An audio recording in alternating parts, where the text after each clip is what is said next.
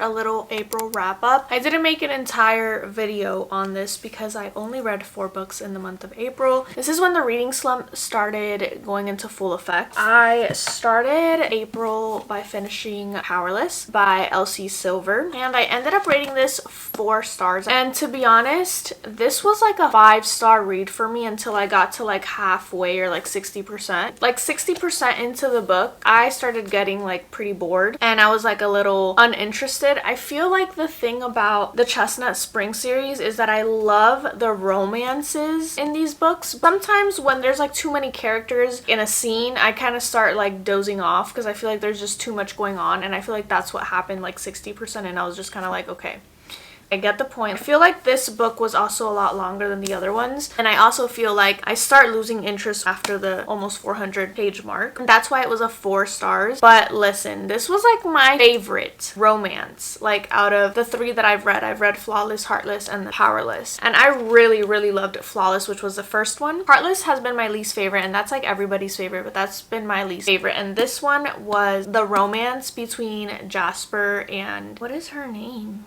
Jasper and Sloane. I think their romance was everything, and their childhood friends. I just loved this book so much, and this cover is so pretty. I really love these special edition covers. That was what I started this month with. I read this in part of my swapping my screen time for reading video, so if you want to check that out. After that, I went into the rule book, and this was a soft DNF for me. I still count it because my rules. I rated this 2.5 because it got really boring, and the reason why I'm saying I soft DNF'd it is because I think I might go back into it at some point. I got halfway through, but the female main character in this book, she was just too immature for me. I read this in my new releases video if you want to hear more on my thoughts about it, but basically it was a lovers to enemies to lovers situation, and it's forced proximity trope. So basically Nora is Derek's ex-girlfriend, and she drops him cold turkey, breaks up with him in college. Fast forward, she is a sports agent and he's a football player, he has gotten her and loses endorsements, and she is trying to get her first client, and they pair her up with none other than Derek, which is the football player. That's where the forced proximity comes in. He like makes her life miserable finally. When I DNF'd it, they were finally kind of setting up a plan because they had gotten married in Las Vegas. So they were like kind of setting up a plan to make it work. I even started annotating because I love Sarah Adams' writing, but Nora was just too obnoxious for me. I think that I will get back to this at some point, but for now, 2.5. That's when the reading slump started slumping. Okay, and then after that, I picked up Just for the Summer by Abby Jimenez, and I ended up loving this book. I rated this 4.5 stars. I just love Abby Jimenez's writing. It's simple to the point, but she's still like very deep, and it still has rom-com-y, funny banter aspects to it. It's real life situations, because I'm pretty sure this is romance, contemporary romance. I just feel like her books are more realistic, and they still have like the funny aspects to it. They really get you into the story, and the third act breakup was not like annoying.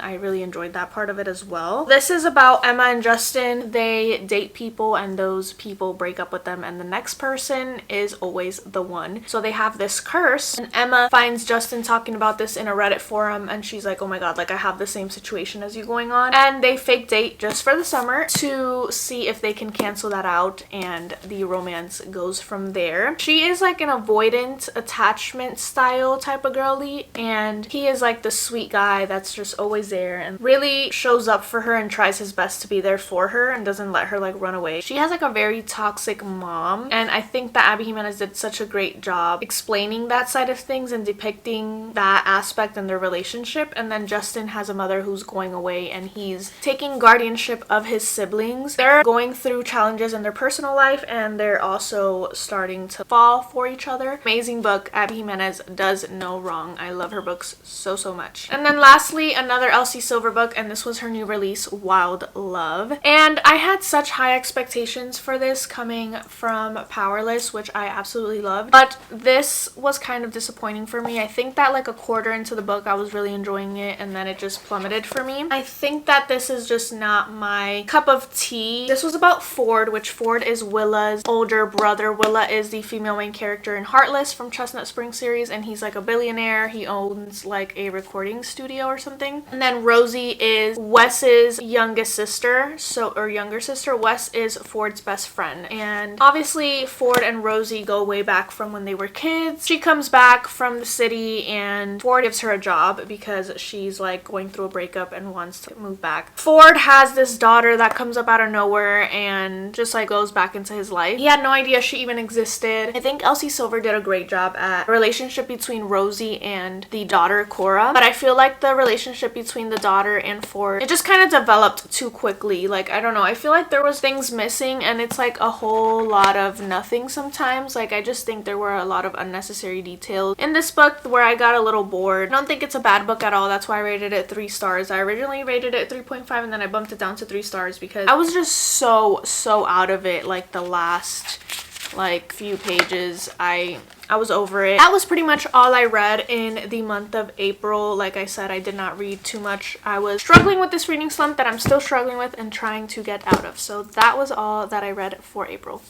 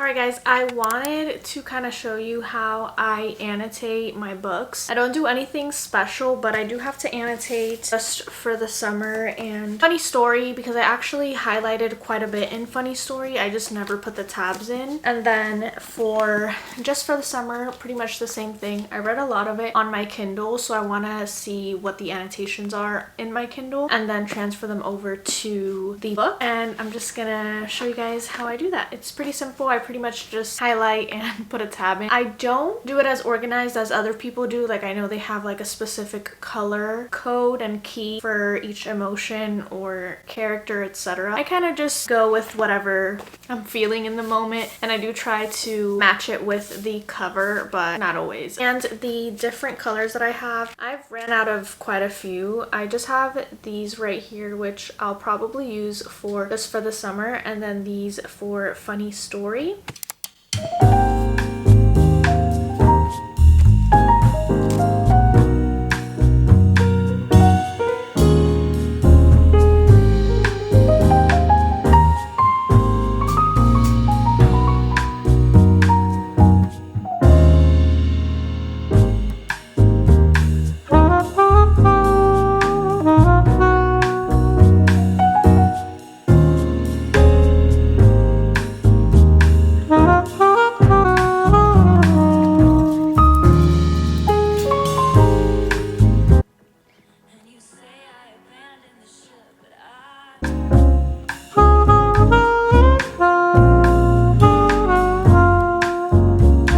So I actually don't have many, if it focuses, many annotations for funny story, because now I remember that I started annotating, and then towards the end, since I kind of didn't love it as much as I thought I was going to, I kind of stopped. So I only have quite a few annotations, nothing crazy, but I still kind of wanted to annotate the quotes that I did really like, because Emily Henry has some amazing quotes, metaphors, and analogies. So now I'm gonna go on my Kindle and check for the annotations that I have for just for the summer and pretty much do the same thing.